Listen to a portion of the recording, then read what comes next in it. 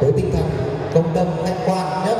Sau đây xin được trân trọng kính mời trọng tài Nguyễn Xuân Đồng, đại diện tổ trọng tài lên đọc lời tuyên thệ.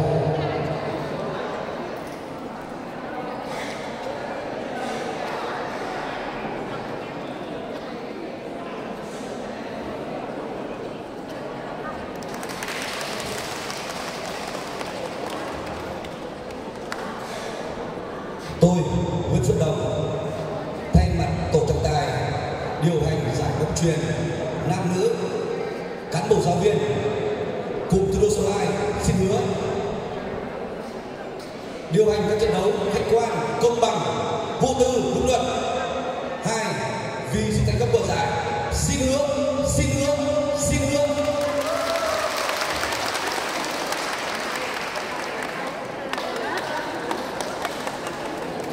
Dạ vâng, cảm ơn phần tuyên thệ của trọng tài Nguyễn Xuân Đồng.